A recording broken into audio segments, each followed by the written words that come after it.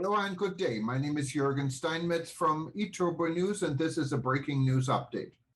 For more news updates and shows, please go to youtube.com/travel news group.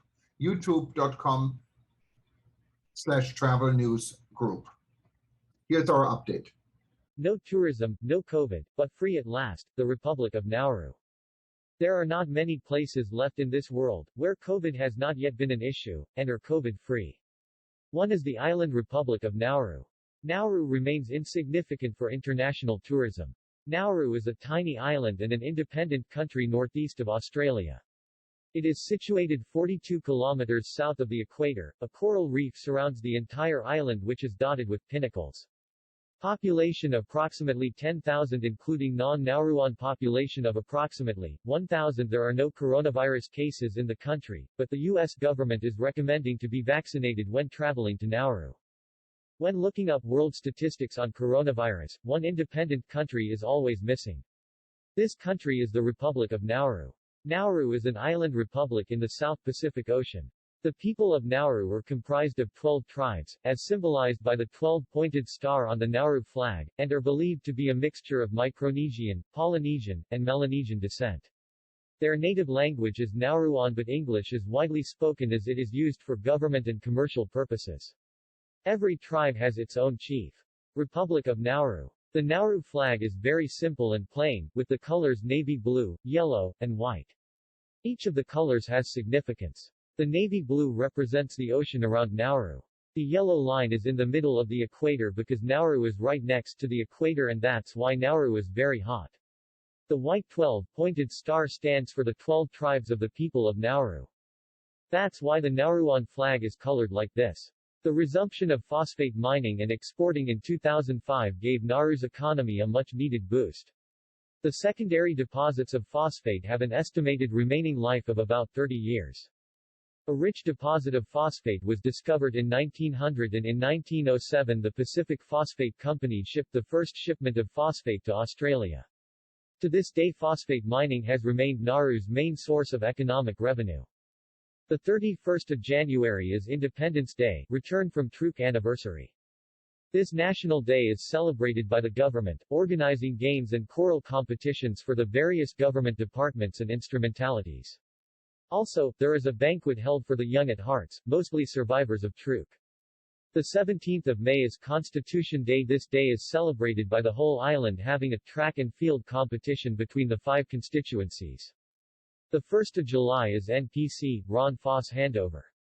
Nauru Phosphate Corporation took over phosphate mining and shipping on Nauru after buying it from the British Phosphate Commission. Then Ron Foss took over from NPC in 2008. The 26th of October is Angam Day. Angam means coming home. This national day commemorates the return of the Nauruan people from the brink of extinction. Each community usually organizes its own festivities, as this day is usually celebrated with family and loved ones. When a child is born, she will inherit their tribe from their mother's side.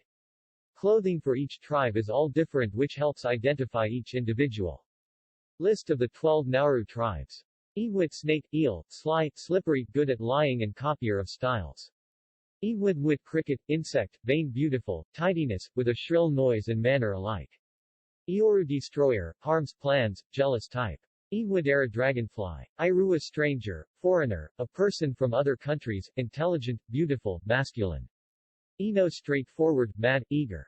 Iwi lice, extinct. Iritsi cannibalism, extinct. Daibo small black fish, moody, cheater, behavior can change any time. Ranabok object washed ashore. Ma user of rake, slave, healthy, beautiful hair, cheat in friendship. Amangam player, actor. For all visa applications, including for visiting media personnel, an email request to enter Nauru should be sent to Nauru Immigration. Australian dollars is the legal tender in Nauru. Foreign exchange at any outlet will be difficult. Cash is the only form of payment in Nauru. Credit, debit cards are not accepted. There are 2 hotels, a government-owned and a family-owned hotel. There are 2 other accommodation options, unit type, that are privately owned. It's always summer in Nauru, generally around the high 20s, mid 30s. Summer clothing is recommended. Summer clothing, casual wear is acceptable, but if making appointments with government officials or attending church services, it is recommended to dress appropriately. Swimsuits are not a norm in Nauru. Swimmers can either wear a sarong over them or shorts. There is no public transport.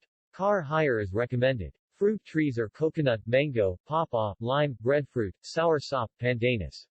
The indigenous hardwood is the tamano tree. There are a variety of flower trees plants, but the most widely used, favored are the frangipani, IUD, hibiscus, iramone, jasmine, equaniae, from tamano tree, emmet and yellow bells. Norwans eat a variety of seafood, but fish is still a favorite food of Norwans, raw, dried, cooked.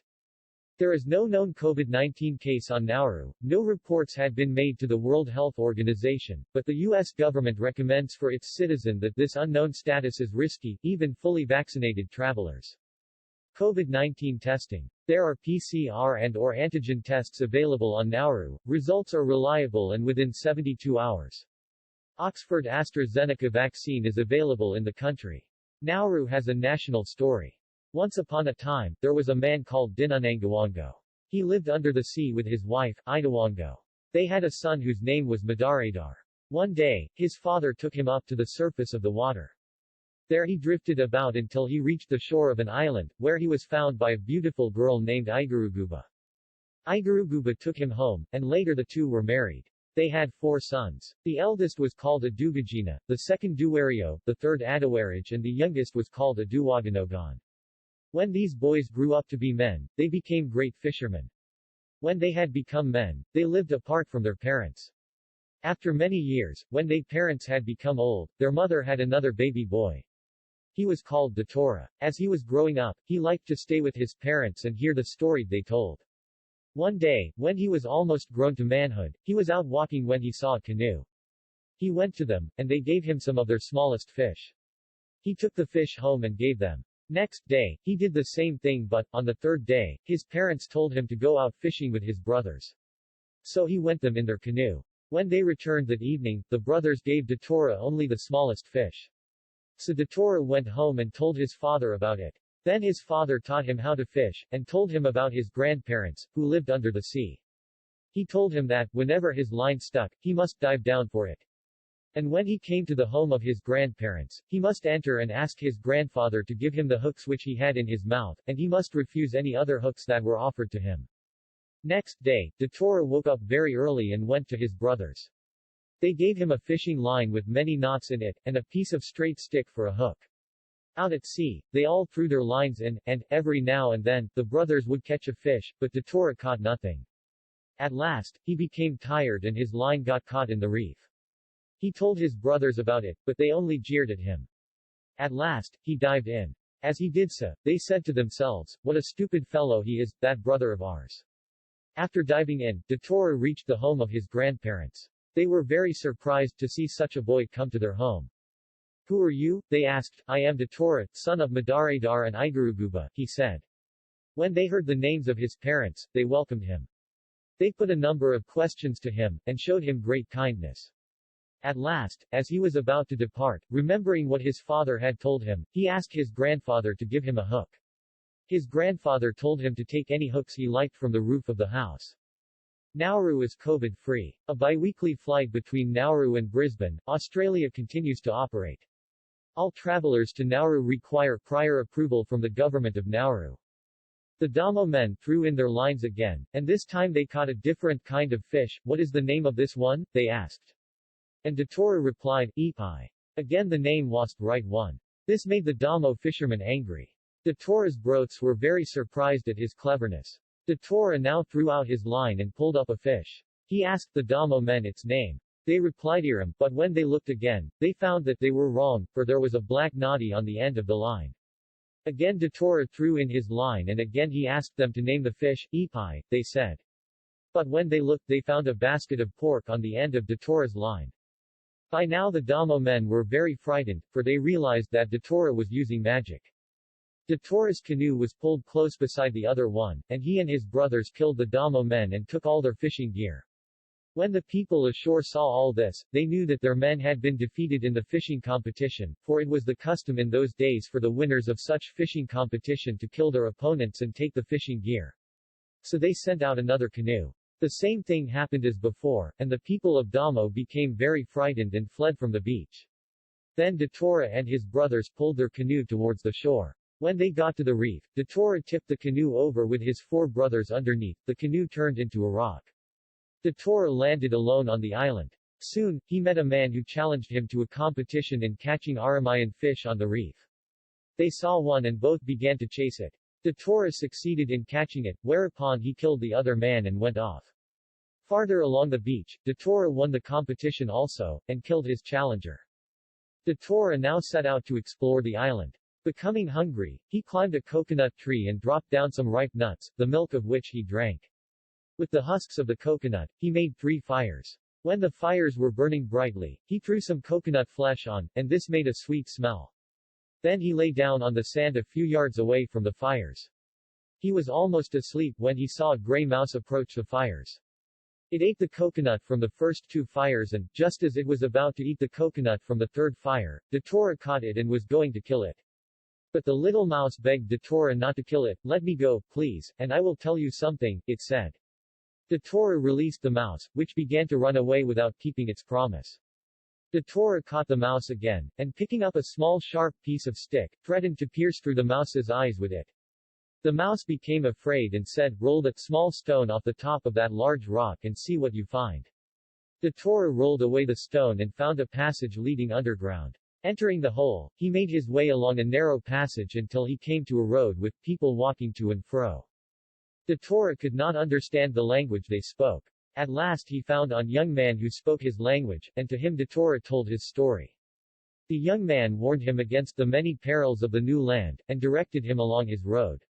Datora came at last to a place where he saw a platform covered with fine mats of beautiful designs.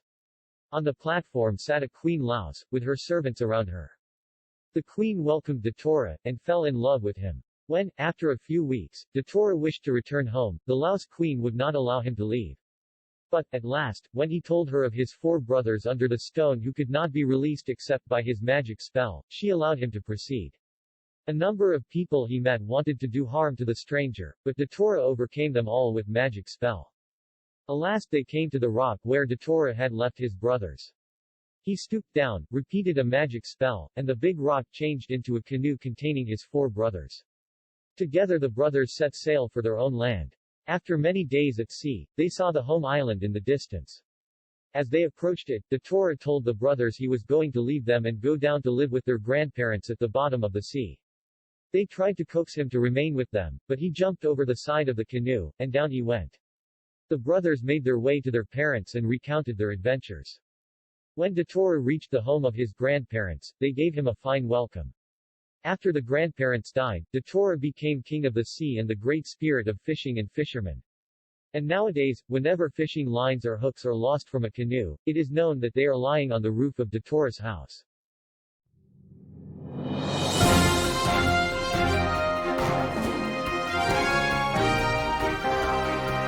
Thank you for listening to our news update. There's more on youtube.com/travel news group, or you can read us, of course, in going to our news portal at eTurboNews.com or travelnews.online.